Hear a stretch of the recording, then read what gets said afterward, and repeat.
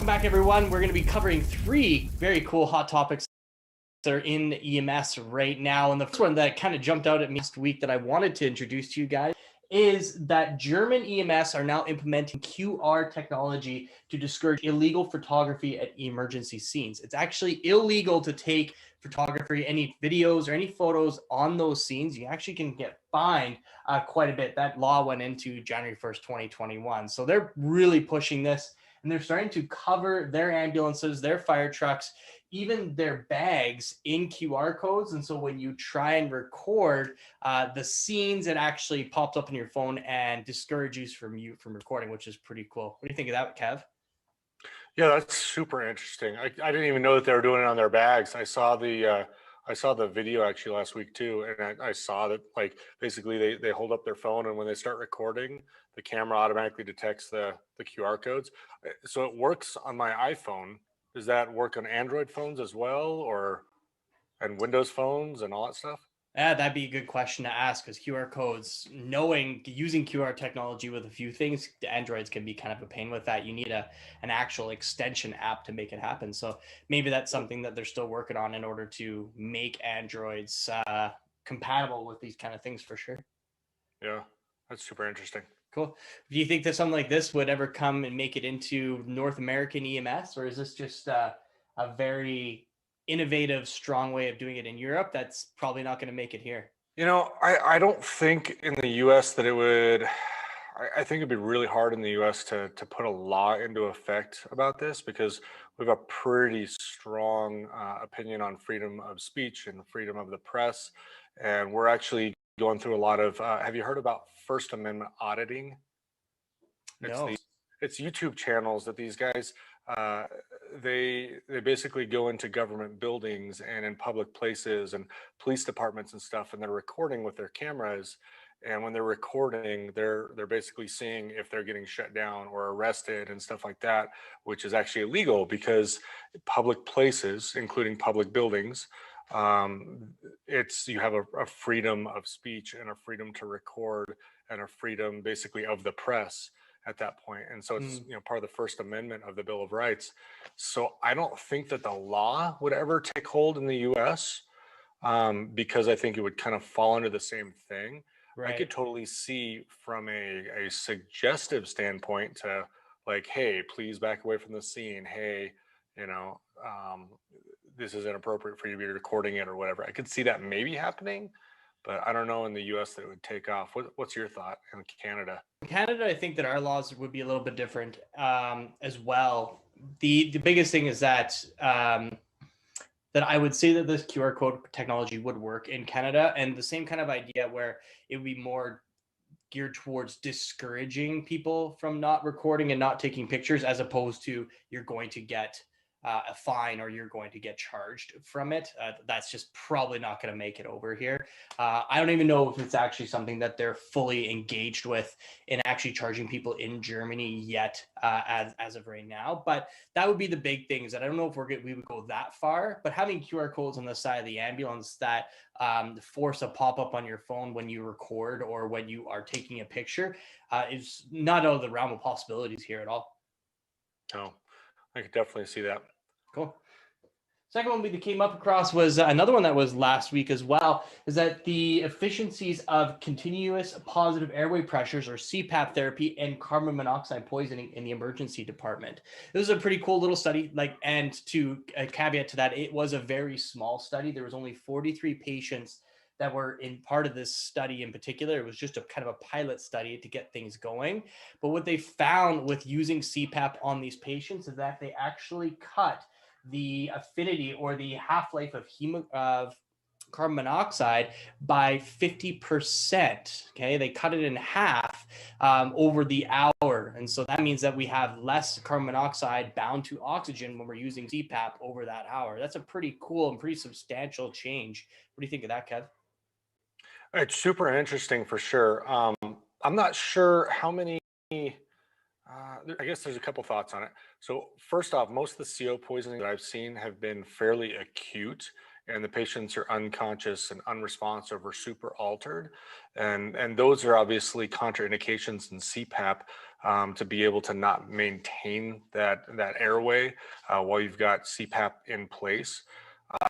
So I'm not sure from that aspect. And then also the other kind of thought I guess I might have on it is oftentimes from a fire standpoint, smoke inhalation and stuff like that.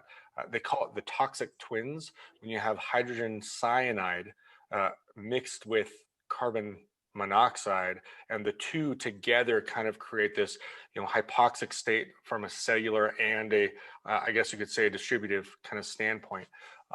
So I could see maybe if you used like a cyano-kit, you brought somebody back from being unconscious, unresponsive, that would be super efficient to be able to, throw the CPAP on it and work from that aspect. I just don't know from an acute setting if it's going to be super beneficial. What's your thoughts? It really just depends on what we're going to be doing with CPAP in the future, I think. I mean, right now we're using CPAP for conscious, spontaneously breathing patients. There is some precedent that's showing up where we're going to start using this in less conscious or not spontaneously breathing patients. So that's something that's coming up. Another thing too is that if CPAP is able to do that and we're dealing with more acute carbon monoxide poisoning and these patients are not spontaneously breathing, maybe there's actually some precedent to say that we intubate these patients early and then use high PEEP with these patients. And so now that we know that CPAP is kind of forcing oxygenation, maybe high PEEP would do the same thing with intubated patients as well, where maybe we have a precedent to do something, those kind of idea. It really depends on how the physiology is working here and how it's actually cutting carbon monoxide affinity to that or to that hemoglobin, and maybe we can use other things like PEEP in order to do the same thing that CPAP is with this this kind of the study. Yeah, that's a really good thought. My other thought too is that we see occasionally like a malfunctioning. Well, actually, a good example is a couple of years ago. I had a patient that they were canning, and they used too big of a pot for the stove, and it was just a gas stovetop, and they started getting headaches and stuff. And we actually carry carbon monoxide detectors, finger probes that are specific to carbon monoxide. So we could see that they did have elevated carbon monoxide. And I could see for something like that, using a CPAP for, decreasing their symptoms and stuff like that. And, hopefully getting them past that hump of the headache and all that kind of stuff. From a acute setting, I'm not quite seeing it in EMS yet until, I guess the thoughts change as far as altered mental status and maintaining airway and stuff like that with CPAP. Exactly. I think that just our growth with CPAP needs to continue before we can really see this being used. I guess one thing I would say is that we took backboards away because of a pilot study about this small, and now we don't use backboards at all 5 years later. So maybe there's something there that we'll see this continue to progress into something else, hopefully, if it is that beneficial to patients. But again, more studies need to be done. 43 patients just isn't enough to say we need to hit this hard. We need to see more studies and more benefit from a wider range of patients before we can say that this is something we need to be doing. Yeah, absolutely. So this is one that I'm interested in your input on. Is so there was a talk of Colorado removing ketamine from ambulances. This was a couple of years now. Now we're kind of getting into, we're not going to remove it from the ambulances, but we're going to have very strict policies on how to use it. And it sounds like it came from one unintentional death that occurred in Colorado that really sparked this. And whenever we have a death like this, that's after some sort of pharmacological intervention from paramedics, it's always sad. It's always really concerning for paramedics because we don't want to harm anyone. And I can't imagine how those paramedics feel with this. But you're from Colorado, you work for Colorado Fire Department. So what is your input on how ketamine is going there in Colorado, and what's the story behind all this, and what's the concern, and where are we going with this, or hopefully going with it? Yeah, so the article you've got up there, it looks like it's from January. A lot has changed in the last 4 or 5 months with this because the trial's been kind of ongoing, and also the there's been a lot of expert witnesses and stuff like that. Even I believe my physician advisor at work was one of them. And it was not just isolated to the death of Elijah McClain. There were other instances as well that got brought into the trial. And initially, from my understanding, they were pretty heavy and hard against sedating patients at all, which this was coming from lawmakers that obviously don't have an idea of where we come from in the field and how important it is for our safety, but also for the patient's safety to sedate them appropriately.